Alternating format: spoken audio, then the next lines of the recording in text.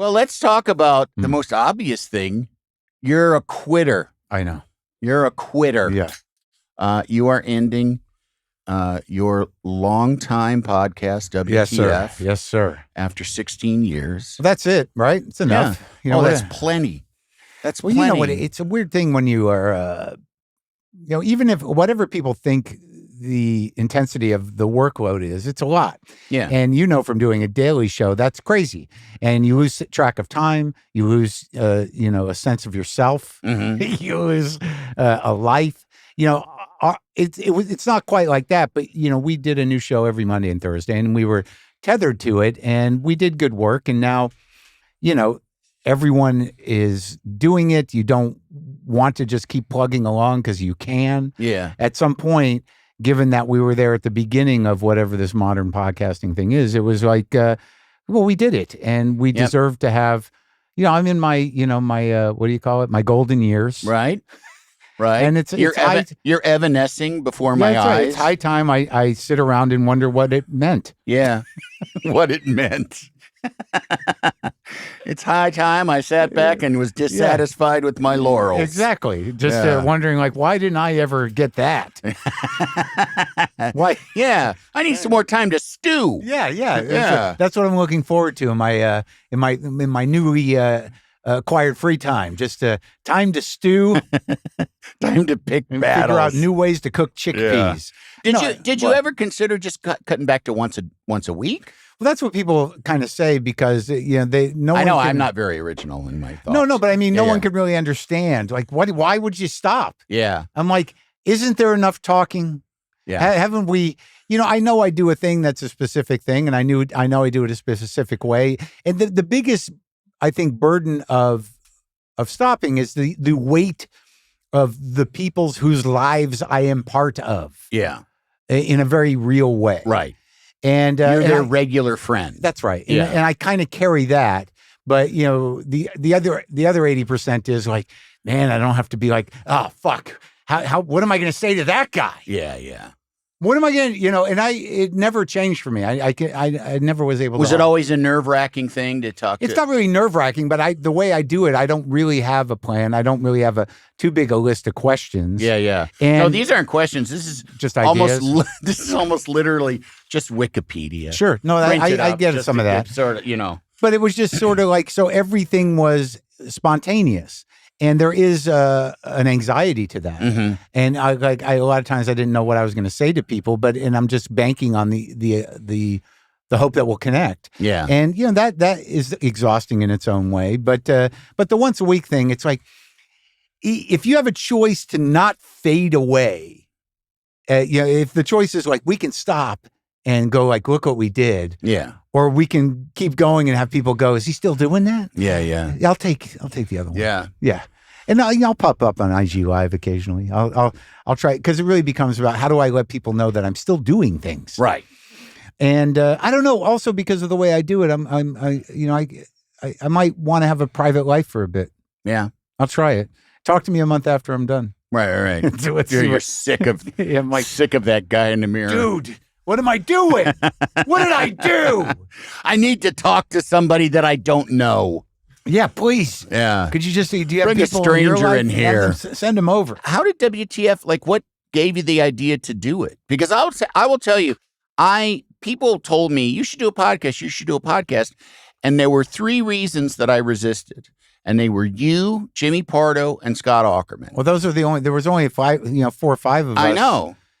But you all 3 were like personal friends of mine that I felt like I would be like dilettante Johnny come lately. Like I'm on TV, so I can do this too.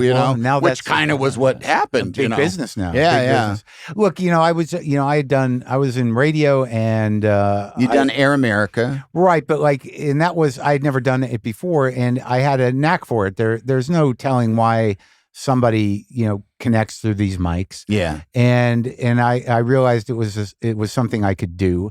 And then we were doing another show over there. That's a longer story that, I was in the middle of a divorce and I was going broke, and we did a streaming show after my time at Air America had ended, me and Brendan, my producer, primarily just so I could get the money to pay off the ex-wife, so she would stop taking more money.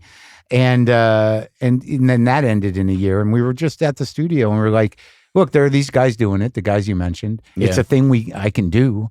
So can we figure out how to do it? And that was really sort of the idea. There was no money to be made. There was no real. The plus side was I could stay engaged with this format, but the show wasn't what it became at the beginning, and then the world just sort of built up around us. Yeah. What was your delivery system at that time? How did you think you were going to get it out to people? Well, at that time, Apple was, they were promoting podcasts because they were trying to sell, iPhones and iPods. Yeah. So it was really just about building a relationship with them. And they were happy if anybody with any skill set would do it. Yeah. So they would put banners up, and then I became, kind of obsessed with building a Twitter following so we could just try to get it listened to. But you were up against the reality that people didn't really know what podcasts were. Yeah. And older people are like, where do I get it? And you go on your phone and they go, but where? So, you were up against that. And then people coming to do it were like, where am I? Is this, you live here? What part of town am I in? So it was really just about building a relationship with Apple. Yeah. And then just sort of figuring out how to build the audience. And then there was really no way to make money for years, really, outside of, just asking people for it. Yeah. And selling coffee. I remember that was a big part. They barely paid us. Oh, really? They were a sponsor of our lefty streaming show on Air America, and we just carried them over. And Cedar and I, Sam Cedar. We just liked having them as a sponsor because no one would sponsor us, and they'd send us coffee. It was really about being sent coffee. Get free coffee. Yeah, and we never changed I kept with them all through it. We never charged them more. They still send me coffee. Yeah. To this day, I have not had to buy coffee since 2008. Wow. Yeah. Nice. Yeah. That's good. Nice. Good That's perk. I like the free stuff. Yeah. Someone got mad at me the other day. They're like, "Why are you advertising Kim Kardashian's, underwear shims thing? or whatever?" Yeah. And they were all worked up. And that's not even a political thing. That's just somebody who doesn't like Kim Kardashian, who I don't even know what the Kardashians do. I don't know what their function is in culture. I didn't watch any of it. I know their names. I know they're pretty. I know one of them has a Kanye baby. I know one of them's fucking Chalamet. But outside of what, and I know their dad was involved with a very dubious trial. But I don't know from the Kardashians. And I'm like, well, I got free underwear.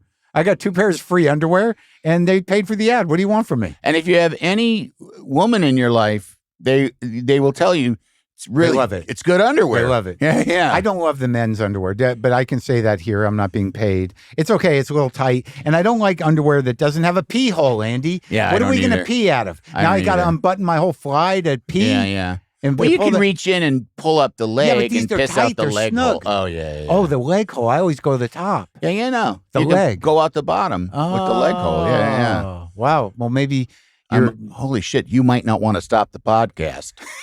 now that I've found you a new way to pee. This is my monologue for Thursday.